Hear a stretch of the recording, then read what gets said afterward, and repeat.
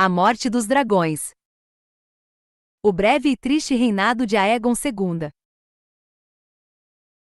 Acabou a necessidade de permanecer escondido, declarou o rei Aegon II em Pedra do Dragão, após Sunfyre devorar sua irmã. Enviem corvos a todo o reino para anunciar que a usurpadora está morta e que o legítimo rei está voltando para casa para reivindicar o trono do pai. No entanto, até mesmo reis legítimos podem constatar que certas coisas são mais fáceis de proclamar que de realizar. A lua cresceria e minguaria e cresceria de novo antes de Aegon sair de Pedra do Dragão. Entre ele e Porto Real estava a ilha de Derivamarca, toda a expansão da Baía da Água Negra, e dezenas de navios de guerra velaram à espreita. Como Serpente Marinha era um hóspede de Tristane Troyfyre em Porto Real e Soradon estava morto em Tumbleton, o comando da frota Velaryon agora pertencia a Alyn, um rapaz de 15 anos, irmão de Adon e filho mais novo de Ratinha, a filha do construtor naval. Mas seria ele amigo ou inimigo?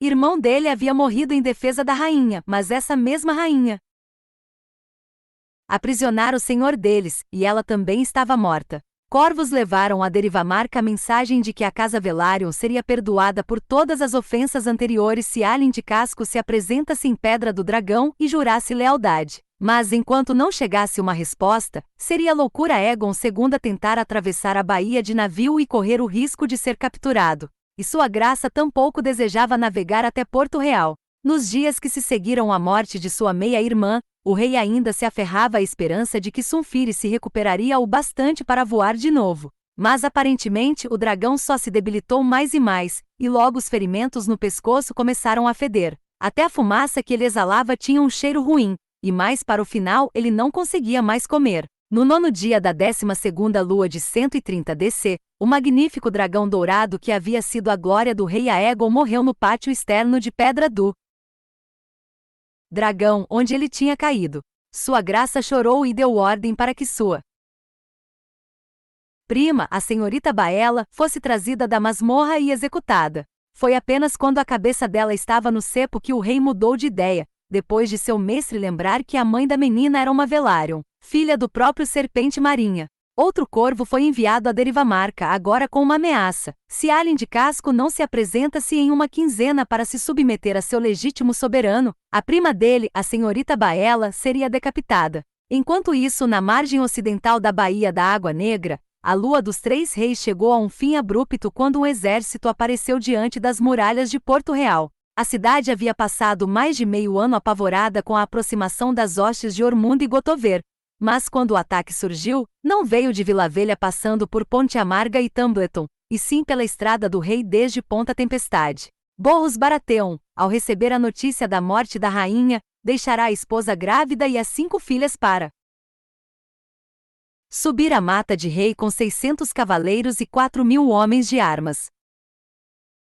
Quando a vanguarda de Baratheon foi vista do outro lado da torrente da Água Negra, o pastor conclamou seus seguidores a correr ao rio para impedir a travessia do Lorde Borros. Mas apenas algumas centenas vieram escutar esse mendigo que antes pregara para dezenas de milhares, e poucos obedeceram. Do alto da colina de Aegon, o escudeiro que agora se chamava Rei Tristane Troyfyre se encontrava nas ameias acompanhado de Larys Strong e Sor Perkin, a Pulga, observando as fileiras cada vez maiores de homens da tempestade. Não temos forças para resistir a tamanho exército, senhor, disse o Lorde Larys ao menino, mas talvez palavras possam ter mais sucesso que espadas. Permita que eu vá negociar com eles. E assim o pé torto foi enviado até o outro lado do rio sob uma bandeira de trégua, acompanhado do grande mestre Orville e da rainha viúva Alicent. O senhor de Ponta Tempestade os recebeu em um pavilhão instalado na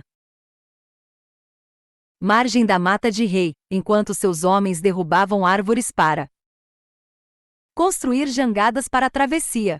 Ali a rainha Alicent recebeu a excelente notícia de que sua neta, Jaehaera, a única filha sobrevivente de seus filhos Aegon e Elaena, chegará em segurança à Ponta Tempestade com Sor Willisfel da Guarda Real. A rainha viúva chorou lágrimas de felicidade.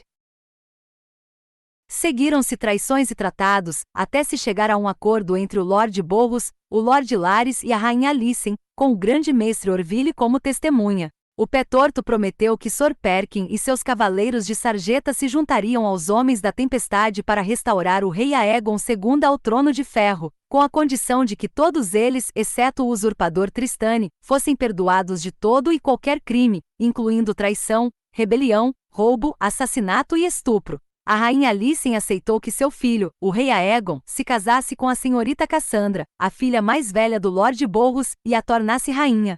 A senhora Floris, outra filha de sua senhoria, seria prometida a Larys Strong. O problema da frota Velaryon foi debatido por algum tempo. Precisamos incluir o Serpente Marinha nisto, teria dito o Lorde Baratheon. Talvez o velho goste de uma esposa nova e jovem. Ainda tenho 2 filhas sem compromisso. Ele é 3 vezes traidor, disse a rainha Alicent. Rhaenyra jamais teria tomado Porto Real sem sua ajuda. Sua graça, meu filho, não esqueceu. Quero que ele morra. De um jeito ou de outro, ele não vai demorar a morrer, respondeu Lord Larys Strong. Vamos fazer as pazes com ele agora e usá-lo como for possível. Quando tudo estiver resolvido e não precisarmos mais da Casa Velaryon, então poderemos dar uma ajuda ao estranho. E assim se acordou vergonhosamente. Os emissários voltaram a Porto Real, e os homens da tempestade vieram logo depois, atravessando a torrente da Água Negra sem incidentes.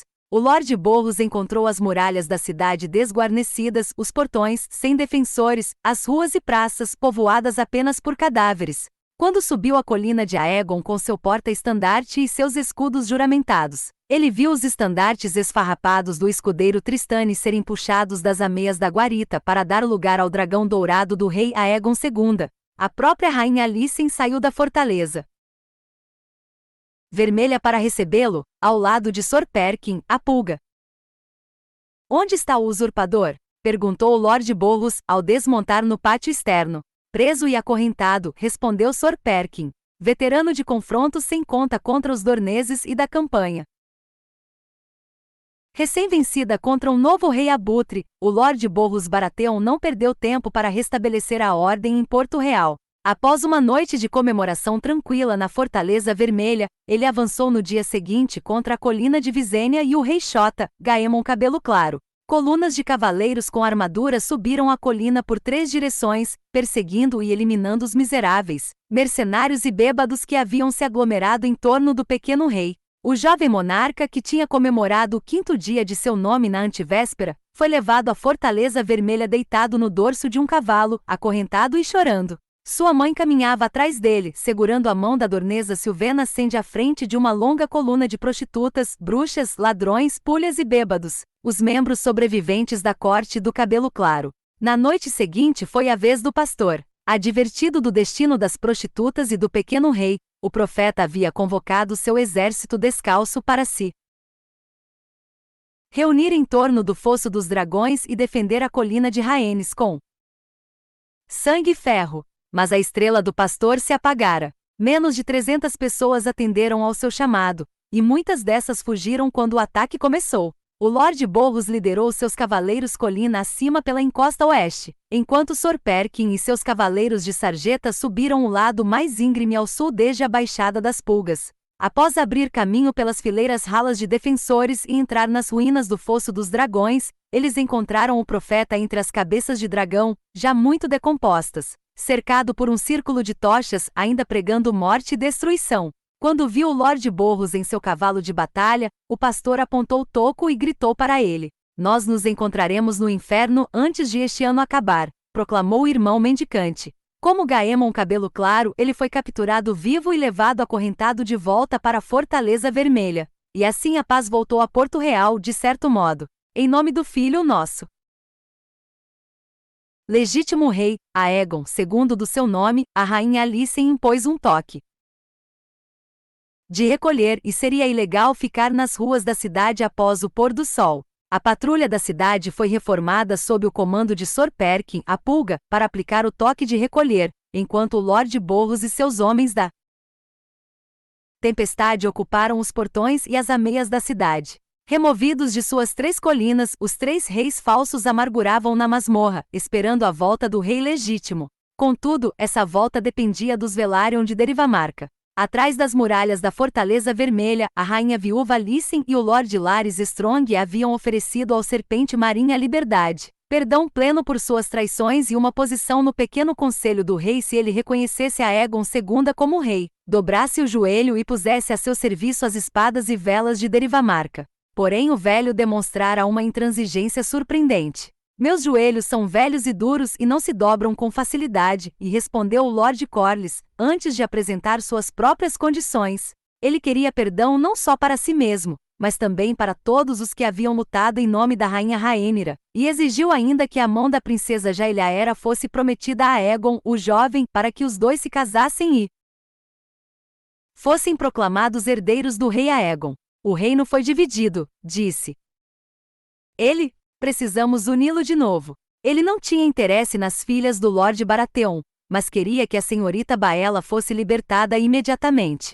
Segundo Munkun, a rainha Alicent ficou furiosa com a arrogância do Lord Velaryon, especialmente com a exigência de que o Aegon da rainha Rhaenyra fosse herdeiro do Aegon dela. Alicent já havia sofrido a perda de 2 de seus 3 filhos, e também de sua única filha, durante a dança e não suportava a ideia de que qualquer filho de sua rival sobrevivesse. Irritada, sua graça recordou ao Lord Corlys que ela fizera 2 propostas de paz a Rhaenyra, e que essas iniciativas foram desprezadas. Coube ao Lord Larys Pé Torto botar panos quentes, acalmar a rainha com um pequeno lembrete sobre tudo o que eles tinham conversado na barraca do Lord Baratheon e convencê-la a aceitar as propostas do Serpente Marinha. No dia seguinte, o Lord Corlys Velaryon, o Serpente Marinha, ajoelhou-se diante da rainha Alicent, que estava sentada nos degraus inferiores do trono de ferro em nome do filho, e ali ele jurou lealdade ao rei por si próprio e por sua casa. Diante dos olhos de deuses e homens, a rainha viúva lhe concedeu perdão real e o restaurou no antigo posto no pequeno conselho, como almirante e mestre dos navios. Corvos foram despachados para Derivamarca e Pedra do Dragão para anunciar o acordo, e no momento exato, pois eles chegaram enquanto o jovem Alyn Velaryon reunia seus navios para atacar Pedra do Dragão, e o rei Aegon II se preparava mais uma vez para decapitar Baela, a prima dele. Nos últimos dias de 130 DC, o rei Aegon II finalmente voltou a Porto Real, acompanhado de Sor Marston Waters, Sor Alfred Broome, os 2 Tom e a senhorita Baela Targaryen, ainda acorrentada, por receio de que ela atacasse o rei se estivesse solta. Sob a escolta de 12 galéis de guerra da frota Velaryon, eles vieram em uma antiga e surrada coca mercantil chamada Ratinha, cuja proprietária e capitã era Marilda de Casco. Se o relato de Cogumelo for confiável, a escolha da embarcação foi deliberada. O Lord Alyn poderia ter levado o rei para casa a bordo do Glória do Lord Aetan, ou do Maré Matinal, ou até do Menina de Vila Especiaria, mas quis que ele fosse visto rastejando até a cidade em um rato, diz o anão. O Lord Alyn era um menino insolente e não amava o rei. O retorno do rei não foi nada triunfal. Ainda incapaz de andar, sua graça foi levado pelo portão do rio dentro de uma liteira fechada e carregado pela colina de Aegon até a Fortaleza Vermelha através de uma cidade silenciosa, com ruas desertas, casas abandonadas e lojas saqueadas. Os degraus estreitos e íngremes do trono de ferro também se revelaram inacessíveis dali por diante. O rei restaurado teria que conceder audiência de uma cadeira de madeira acolchoada na base do trono verdadeiro, com um cobertor por cima das pernas quebradas e deformadas. Embora estivesse sofrendo muita dor, o rei não se recolheu para seus aposentos de novo, nem recorreu a vinho dos sonhos ou leite de papoula, mas decidiu julgar imediatamente os 3 reis efêmeros que haviam governado em Porto Real durante a Lua da Loucura. O escudeiro foi o primeiro a enfrentar sua ira, condenado a morrer por traição. Tristane, um rapaz valente, se mostrou resistente ao ser arrastado diante do trono de ferro até ver Sor Perkin, a pulga, ao lado do rei. Diz Cogumelo que isso acabou com o moral dele, mas nem assim o jovem alegou inocência ou suplicou piedade. Ele pediu apenas que fosse armado cavaleiro antes de morrer. Isso o rei Aegon concedeu, e Sor Marston Waters chamou o rapaz, também bastardo, de Sor Tristane Fire. Troefire, o nome que o garoto havia escolhido para si, foi considerado presunçoso, e Sor Alfred Broome o decapitou com fogo negro, a espada de Aegon, o Conquistador. O destino de Gaemon Cabelo Claro, o rei Xota, foi mais brando. Como acabará de fazer 5 anos, o menino foi poupado por conta da meninice e adotado como protegido da coroa. Sua mãe, Essi, que se arrogara o nome de Senhora Esselin durante o breve reinado do filho, confessou sob tortura que o pai de Gaemon não era o rei, como havia alegado antes, e sim um marinheiro de cabelo prateado que chegará em uma galé mercantil de Lige. Como eram plebeias indignas de morrer pela espada, Essi e a prostituta dornesa Silvena Sende foram enforcadas nas ameias da Fortaleza Vermelha, junto com 27 membros da corte do rei Gaemon, uma coleção infeliz de ladrões, bêbados, saltimbancos, mendigos, prostitutas e proxenetas. Por fim, o rei Aegon II dirigiu sua atenção ao pastor. Quando foi levado diante do trono de ferro para ser sentenciado, o profeta se recusou a se arrepender de seus crimes ou admitir traição, apontou o toco da mão amputada para o rei e disse à sua graça: nós nos encontraremos no inferno antes de este ano acabar. As mesmas palavras que havia falado a Borros Baratheon ao ser capturado. Pela insolência, Aegon mandou-lhe arrancar a língua com uma pinça quente e então condenou o pastor e seus seguidores traiçoeiros à morte pelo fogo. No último dia do ano 241, cordeiros descalços, os seguidores mais fervorosos e dedicados do pastor, foram cobertos de piche e acorrentados a postes ao longo da via larga e calçada que saía da Praça dos Sapateiros no sentido leste até o Fosso dos Dragões. Enquanto os septos faziam soar seus sinos para marcar o fim do ano velho e a chegada do novo, o rei Aegon II seguiu pela rua, desde então conhecida como Rua do Pastor, em vez do nome antigo Rua da Colina, em sua liteira, enquanto seus cavaleiros acompanhavam dos dois lados com tochas e ateavam fogo nos cordeiros presos para iluminar o caminho. E assim sua graça continuou colina acima, até o topo, onde o pastor estava preso entre as cabeças dos 5 dragões. Com a ajuda de 2 membros de sua guarda real, o rei Aegon se levantou das almofadas, mancou até o poste onde o profeta fora acorrentado e ateou fogo nele com a própria mão. Rhaenyra, a usurpadora, não existia mais, seus dragões estavam mortos. Os reis farsescos tombaram, e ainda assim o reino não estava em paz, escreveu o septão Eustace pouco depois. Como sua meia-irmã estava morta e o único filho sobrevivente dela era um prisioneiro em sua própria corte, é possível que o rei Aegon II esperasse que o restante da oposição desaparecesse. E talvez isso tivesse acontecido se sua graça houvesse seguido o conselho do Lord Velaryon e decretado um perdão geral para todos os senhores e cavaleiros que haviam abraçado a causa da rainha. Infelizmente, o rei não tinha disposição para piedade. Por incentivo da mãe, a rainha viúva Alicent, Aegon II estava decidido a se vingar de todos aqueles que o traíram e depuseram. Ele começou com as terras da coroa, despachando seus próprios homens e os homens da tempestade de Borros Baratheon para avançar contra Rosby, Stokevorth e Valdocaso e as fortalezas e cidades vizinhas, ainda que por intermédio de seus intendentes e castelãos, esses senhores acossados não tivessem tardado a trocar o estandarte esquartelado de Rhaenyra pelo dragão dourado de Aegon. Cada um foi levado acorrentado até Porto Real e obrigado a jurar lealdade ao rei, e só foram liberados depois de aceitarem pagar um pesado resgate e fornecer reféns apropriados à coroa. Essa campanha se revelou um sério equívoco, pois serviu apenas para endurecer o coração dos homens da falecida rainha contra o rei.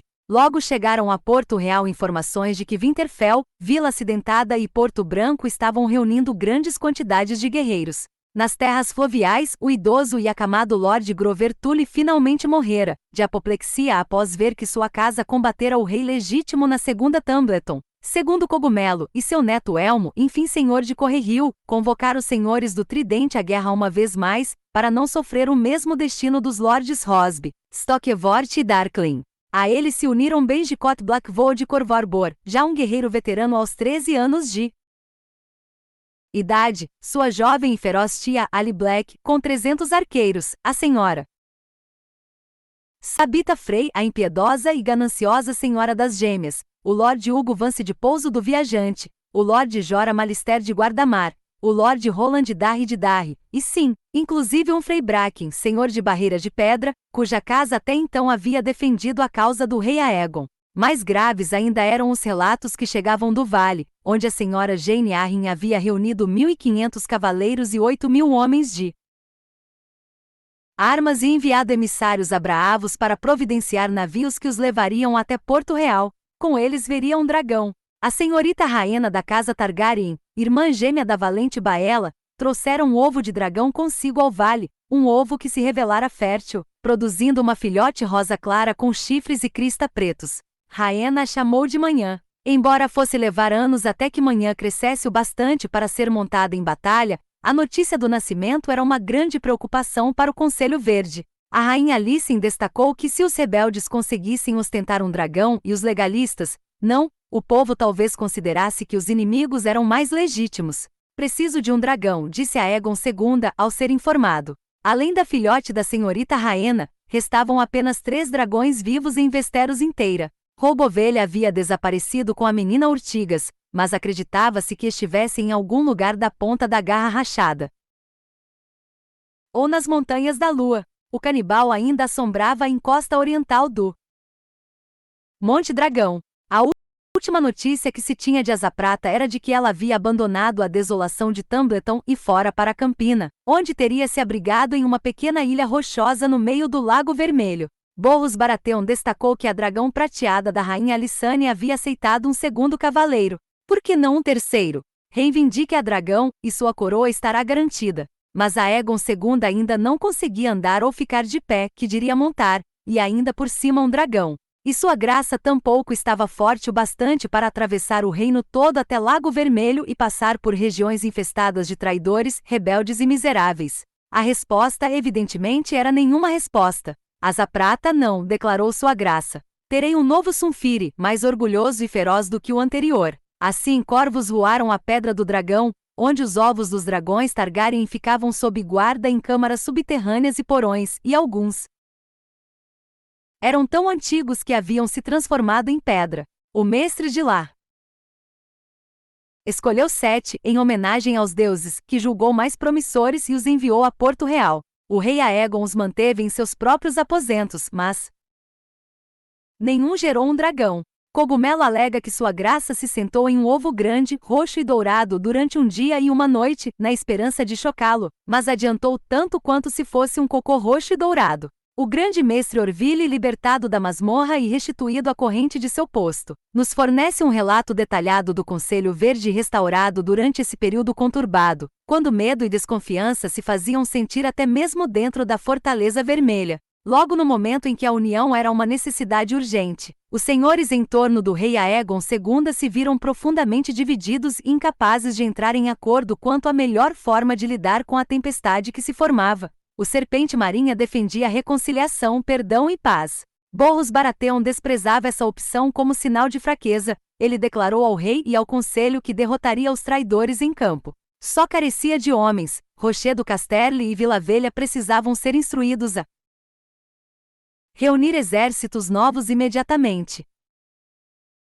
Sortilland Lannister, o mestre da moeda cego, sugeriu navegar até Lige ou Tyrosh e contratar pelo menos uma companhia de mercenários. Não faltava dinheiro a Aegon II, pois Sortilland havia guardado 3/4 da fortuna da coroa em segurança em Rochedo Casterly, Vila Velha e no Banco de Ferro de Braavos antes que a rainha Rhaenyra tomasse a cidade e o tesouro. Para o Lord Velaryon, esses esforços eram fúteis. Não temos tempo. As sedes do poder em Vila Velha e Rochedo Casterly estão na mão de crianças. Não conseguiremos mais ajuda lá. As melhores companhias livres estão vinculadas por contrato a Lige, MYR ou Tyrosh. Mesmo se Sortilland conseguisse desvencilhá-las, elas não chegariam aqui em tempo. Meus navios podem impedir que os Arryn alcancem nossa porta, mas quem impedirá os nortenhos e os senhores do Tridente? Eles já estão em marcha. Temos que oferecer condições.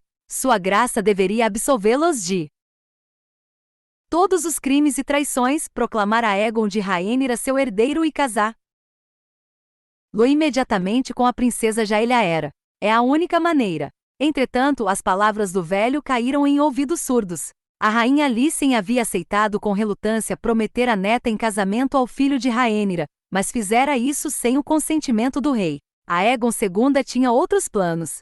Ele pretendia se casar imediatamente com Cassandra Baratheon, pois ela me dará filhos fortes, dignos do trono de ferro. E ele jamais permitiria que o príncipe Aegon se casasse com sua filha e talvez gerasse filhos que pudessem complicar a sucessão. Ele pode tomar o negro e passar seus dias na muralha, decretou sua graça, ou abrir mão de seu sexo e me servir como eunuco. A escolha é dele, mas não terá filhos. A linhagem da minha irmã precisa terminar. Até essa opção foi considerada branda demais por Sr. Tyland Lannister, que recomendou a execução imediata do príncipe Aegon, o jovem.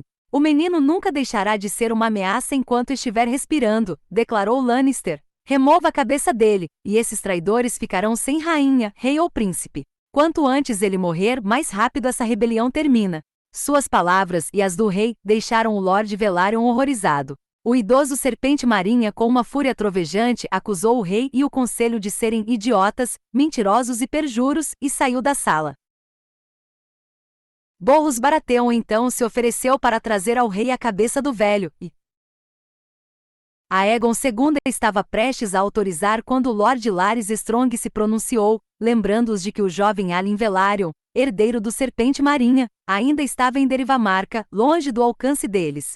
Se matarmos a velha serpente, vamos perder a jovem, disse Pé Torto, e também todos aqueles belos navios velozes. Melhor seria tratar de fazer as pazes imediatamente com o Lord Corlys, para manter a casa Velaryon sob controle. Conceda a promessa da mão da princesa, majestade, insistiu ele com o rei. Uma promessa não é um casamento. Aponte o jovem Aegon como seu herdeiro. Um príncipe não é rei. Veja na história quantos herdeiros nunca viveram para subir ao trono. Lide com Derivamarca no devido tempo, quando seus inimigos tiverem sido eliminados e nossas forças estiverem plenas. Ainda não é o momento. Precisamos aguardar e tratá-lo com gentileza. Ou foram essas as palavras que ele teria pronunciado, segundo Orville. Relatou a Muncon.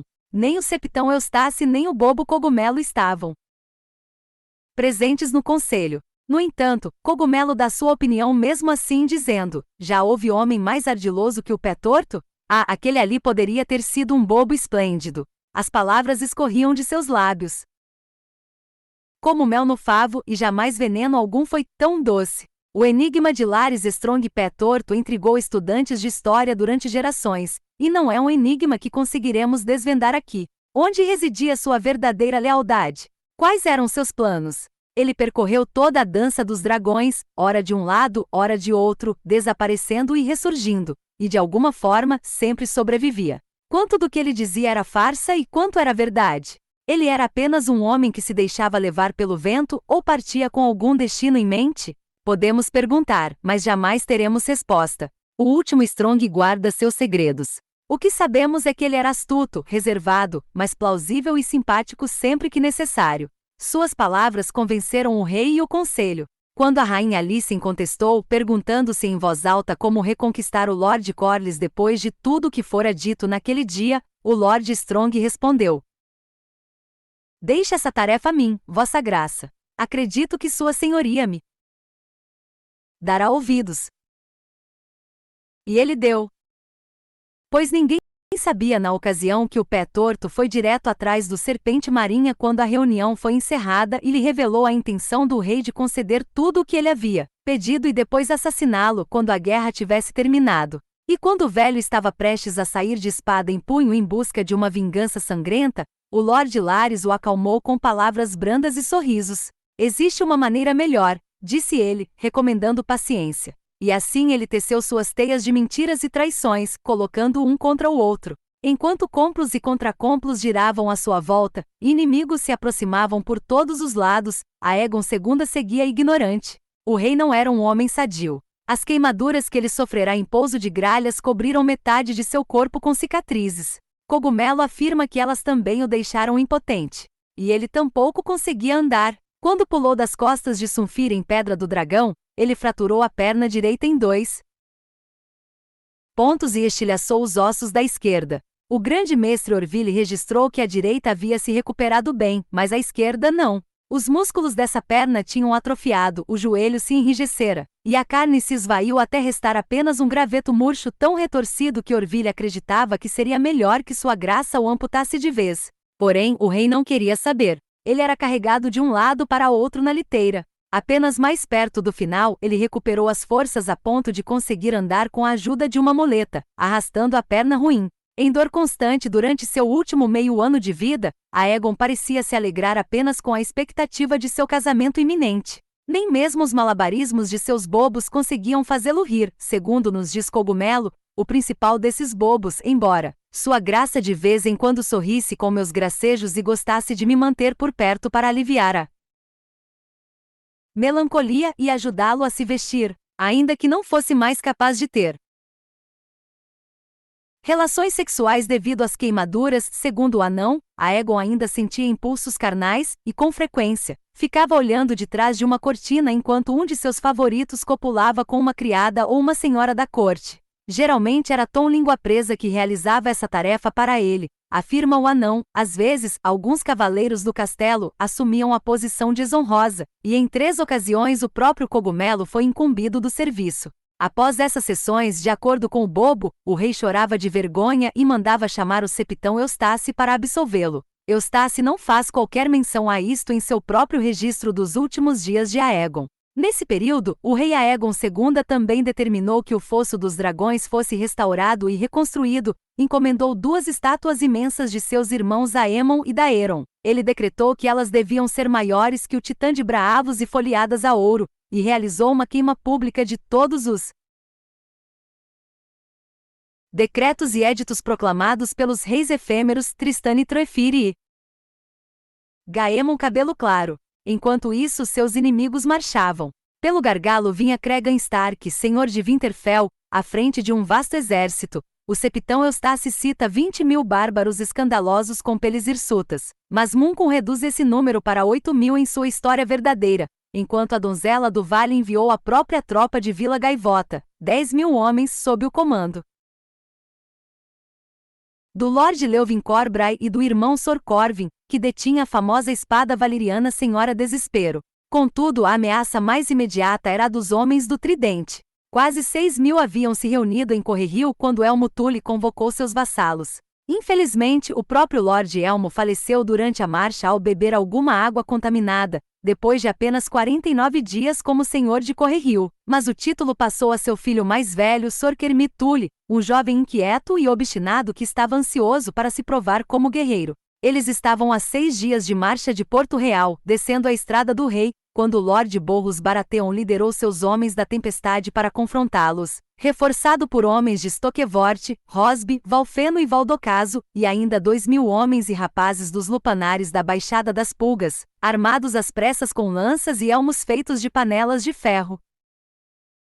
Os 2 exércitos se encontraram a 2 dias da cidade, em um lugar onde a Estrada do Rei passava entre uma floresta e um morro baixo. Vinha chovendo com força havia dias, a grama estava molhada e a terra, macia e lamacenta. O Lord Borros tinha confiança na vitória, pois seus batedores o informaram que os homens das terras fluviais eram liderados por meninos e mulheres. Era quase crepúsculo quando ele viu o inimigo, mas deu ordem de ataque imediato. Embora a estrada adiante fosse uma muralha sólida de escudos e a colina à direita fervilhasse de arqueiros, o Lord Borros liderou a investida pessoalmente, dispondo seus cavaleiros em formação de cunha e correndo pela estrada rumo ao centro do inimigo, onde a truta prateada de Correrio flutuava no estandarte azul e vermelho ao lado do brasão esquartelado da Rainha Morta. Sua infantaria avançou atrás dele, sob o dragão dourado do rei Aegon. A cidadela deu ao confronto que se seguiu o nome de Batalha da Estrada do Rei. Os homens que a travaram a chamaram de Desordem de Lama. Qualquer que seja o nome, a última batalha da Dança dos Dragões se revelaria um confronto unilateral. Os arcos longos na colina abateram os cavalos debaixo dos cavaleiros de Sor Borros enquanto eles corriam, derrubando tantos que metade dos cavaleiros nem sequer chegou à muralha de escudos. E os que chegaram constataram que a formação estava desfeita, a cunha quebrada e os cavalos, escorregando e tropeçando na lama macia. Embora os homens da tempestade tenham causado grandes estragos com lanças e espadas e machados longos, os senhores das terras fluviais resistiram, à medida que homens novos se adiantavam para ocupar o lugar dos que caíam. Quando a infantaria do Lord Baratheon veio para o confronto, a muralha de escudos vacilou e recuou um pouco, e parecia prestes a se romper, até a floresta à esquerda da estrada estourar com gritos e berros e centenas de homens das terras fluviais saírem dentre as árvores, liderados pelo menino louco Benjicot Blackwood, que nesse dia receberia a alcunha Bem Sangrento, pela qual seria conhecido pelo resto de sua longa vida. O próprio Lord Borros continuava montado no meio da carnificina. Quando viu a batalha desandando, o senhor mandou seu escudeiro soar o berrante de guerra, com o sinal para as forças de reserva avançarem. No entanto, ao ouvirem o toque, os homens de Rosby, Stokevort e Valfeno largaram os dragões dourados do rei e permaneceram imóveis, a ralé de Porto Real se dispersou feito gansos, e os cavaleiros de Valdocaso se debandaram para o inimigo, atacando os homens da tempestade pela retaguarda. A batalha se tornou caótica em um instante, quando o último exército do rei Aegon se desintegrou. Borros Baratheon morreu lutando. Derrubado do cavalo quando seu bucéfalo foi abatido por flechas de Ali Black e seus arqueiros, ele lutou a pé, matando soldados sem conta, uma dúzia de cavaleiros e os lordes Malister e Darry. Quando Kermy Tully o encontrou, o Lorde Borros estava exausto, de cabeça exposta, ele havia arrancado o elmo amassado, sangrando de dezenas de ferimentos, e mal conseguia ficar de pé. Renda-se, Sor, disse o senhor de Correrio para o senhor de Ponta Tempestade, o dia é nosso. O Lorde Baratheon respondeu com uma praga: prefiro dançar no inferno a usar suas correntes. E então ele avançou, direto para a bola de ferro cravejada na ponta da massa estrela do Lorde Kermy, que o acertou bem no meio do rosto e lançou um jato mórbido de sangue, osso e cérebro. O senhor de Ponta Tempestade morreu na lama da estrada do rei, de espada ainda em punho. Asterisco quando os corvos levaram as notícias da batalha de volta à fortaleza Vermelha, o Conselho Verde se reuniu às pressas. Todas as advertências do Serpente Marinha tinham se concretizado. Rocher do Casterle, Jardim de Cima e Vila Velha tardaram a responder à ordem do rei de formar novos exércitos. Quando responderam, ofereceram desculpas e protelações, em vez de promessas.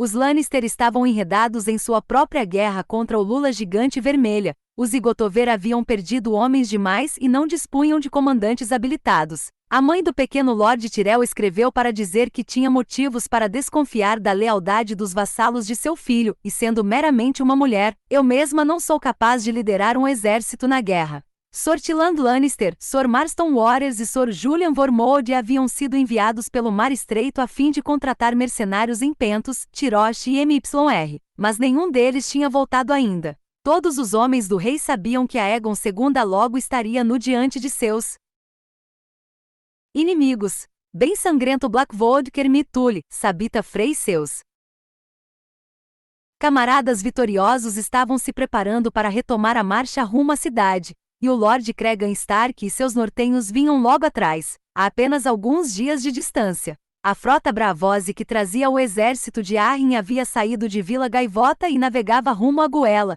onde apenas o jovem Alyn Velaryon aguardava, e a lealdade de Derivamarca era incerta. Vossa Graça, disse o Serpente Marinha, quando uma pequena parte do antes orgulhoso Conselho Verde se reuniu, e precisa se render. A cidade não resistirá a mais um saque. Salve seu povo e a si mesmo.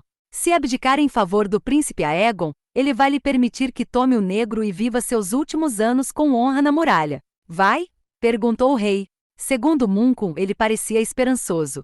Sua mãe não tinha esperança alguma. Você deu a mãe dele de comer para seu dragão, lembrou ela. O menino viu tudo. O rei se virou para ela, desesperado.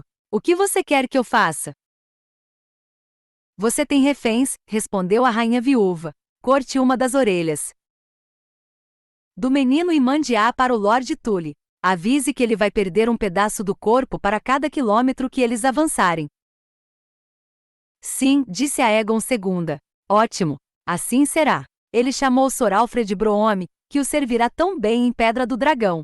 Cuide disso, Sor. Enquanto o cavaleiro saía, o rei se virou para Corlys Velaryon. Mande seu bastardo lutar com bravura, senhor. Se ele falhar, se algum daqueles bravozes passar da goela, sua preciosa senhorita Baela também vai perder alguns pedaços. O Serpente Marinha não suplicou, nem praguejou, nem ameaçou. Fez um gesto brusco com a cabeça, levantou-se e foi embora. Cogumelo diz que ele trocou um olhar com o pé torto ao sair, mas Cogumelo não estava presente. E parece extremamente improvável que um homem experiente como Corlys Velaryon fosse agir com tamanho descuido em um momento daqueles. Pois o tempo de Aegon havia terminado, mesmo que ele ainda não tivesse percebido. Os viramantos que o cercavam tinham começado a executar seus planos assim que souberam da derrota do Lord Baratheon na Estrada do Rei. enquanto atravessava a ponte levadiça da fortaleza de Maegor, onde o príncipe Aegon estava detido. Sor Alfred Broome viu que Sor Perkin, a Pulga, e 6 de seus cavaleiros de sarjeta estavam bloqueando o caminho. Afaste-se, em nome do rei, exigiu Broome. Temos um rei novo agora, respondeu Sor Perkin. Ele pôs a mão no ombro de Sor Alfred e deu um empurrão forte, derrubando-o da ponte levadiça para as estacas de ferro abaixo, onde ele agonizou por 2 dias até morrer. Ao mesmo tempo, a senhorita Baela Targaryen estava sendo levada para um lugar seguro por agentes do Lord Larys Pé Torto. Tom Língua Presa foi surpreendido no pátio do castelo, enquanto saía do estábulo, e prontamente decapitado. Ele morreu como viveu, gaguejando, diz Cogumelo. O pai dele, Tom Barba Presa, não estava no castelo, mas foi encontrado em uma taberna na viela da Enguia. Quando protestou que era só um simples pescador, tomando uma cerveja, seus captores o afogaram em um barril do mesmo líquido. Tudo isso foi realizado de forma tão limpa, rápida e silenciosa que o povo de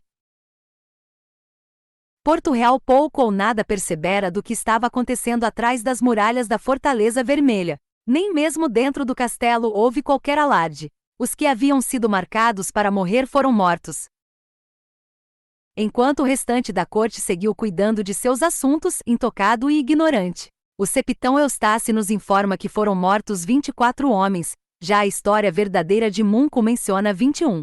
Cogumelo alega ter visto o assassinato do provador de comida do rei, um homem morbidamente obeso chamado Umet, e garante que foi obrigado a se esconder dentro de um barril de farinha para não sofrer o mesmo destino, saindo na noite seguinte, coberto de farinha da cabeça aos pés, tão branco que a primeira criada que me viu achou que eu fosse o fantasma de Cogumelo. Isso soa a invencionice. Por que os conspiradores matariam um bobo? A rainha Alicent foi presa na escada enquanto voltava a seus aposentos. Seus captores usavam o cavalo marinho da casa Velaryon no gibão, e embora tenham matado os 2 homens que a protegiam, não fizeram mal algum à rainha viúva ou às suas damas de companhia. A rainha acorrentada foi acorrentada de novo e levada à masmorra para esperar de acordo com a conveniência do novo rei. A essa altura, o último de seus filhos já estava morto. Após a reunião do conselho, o rei Aegon II foi levado até o pátio por 2 escudeiros fortes. Ali sua liteira o aguardava como de costume, com a perna atrofiada, era muito difícil descer escadas, até mesmo de moleta. Sor Giles Belgrave, o cavaleiro da guarda real encarregado de sua escolta, declarou mais tarde que sua graça parecia estranhamente cansado ao ser colocado dentro da liteira, com o rosto pálido e abatido, arfante, mas, em vez de pedir para ser levado de volta a seus aposentos, ele mandou Sor Giles levá-lo ao septo do castelo. Talvez ele tenha pressentido que o fim estava próximo, escreveu o Septão Eustace, e quisesse rezar pelo perdão de seus pecados. Soprava um vento frio. Quando a liteira começou a se movimentar, o rei fechou as cortinas para conter o vento. Ali dentro, como sempre, havia um jarro de tinto doce da árvore, o vinho preferido de Aegon. O rei se serviu de uma taça pequena enquanto a liteira atravessava o pátio. Sor Giles e os carregadores só foram perceber que havia algo errado quando chegaram ao septo e as cortinas não se abriram. Chegamos, majestade, disse o cavaleiro. Não houve resposta, apenas silêncio. Quando um segundo e um terceiro aviso tiveram o mesmo resultado, Sor Giles Belgrave abriu as cortinas e viu o rei morto sobre as almofadas. Havia sangue nos lábios dele, afirmou o cavaleiro. Fora isso, era como se estivesse dormindo. Mestres e homens comuns ainda hoje debatem qual foi o veneno usado, e quem teria o colocado no vinho do rei. Há quem diga que só podia ter sido o próprio Sor Giles, mas era impensável que um cavaleiro da guarda real tirasse a vida do rei que ele havia jurado proteger. Umet, o provador de comida do rei cujo assassinato Cogumelo alega ter visto, parece um candidato mais provável. No entanto, ainda que jamais venhamos a saber que mão envenenou o tinto da árvore, não há a menor dúvida de que tenha sido por ordem de Larys Strong. E assim pereceu Aegon da casa Targaryen, segundo do seu nome, filho primogênito do rei Viserys e Targaryen com a rainha Alicent da casa Igotover, cujo reinado se revelou tão breve quanto amargo. Ele viverá por 24 anos e reinará por 2. Quando a vanguarda do Lord Tully apareceu diante das muralhas de Porto Real 2 dias depois, Corlys Velaryon saiu para recebê-los com o príncipe Aegon Soturno, a seu lado. O rei está morto, anunciou com gravidade o serpente marinha, vida longa ao rei. Do outro lado da baía da Água Negra, na goela, o Lord Leuwin Corbray se encontrava na proa de uma coca bravose quando viu uma fileira de navios de guerra Velaryon baixar o dragão dourado de Aegon II e içar em seu lugar o dragão vermelho do primeiro, o estandarte que todos os reis Targaryen haviam ostentado até o começo da dança. A guerra acabou, embora a paz que se seguiu logo fosse se revelar nada pacífica. No 7º dia da 7ª lua do ano 131 após a conquista de Aegon, uma data tida como sagrada para os deuses, o alto septão de Vila Velha pronunciou os votos de casamento quando o príncipe Aegon, o jovem, filho mais velho da rainha Rhaenyra com o tio dela, o príncipe Daemon, desposou a princesa Jaehaera, filha da rainha Elaena com o irmão dela, o rei Aegon II, unindo assim os dois lados rivais da casa Targaryen e encerrando 2 anos de traições e carnificina. A dança dos dragões terminou, e o reinado melancólico de Aegon III Targaryen começou. Asterisco pela graça dos deuses, 7 dias depois, a esposa do Lord Bollos deu à luz em Ponta Tempestade o filho e herdeiro que ele tanto desejara. O Senhor havia deixado instruções de que o bebê deveria se chamar Aegon, se fosse menino, para honrar o rei. Mas ao receber a notícia da morte do Senhor seu marido em batalha, a senhora Baratheon chamou a criança de Oliver, em homenagem a seu próprio pai. Obrigada por ter ficado até o final. Não se esqueçam de deixarem seu like para que os vídeos sejam postados mais rapidamente, e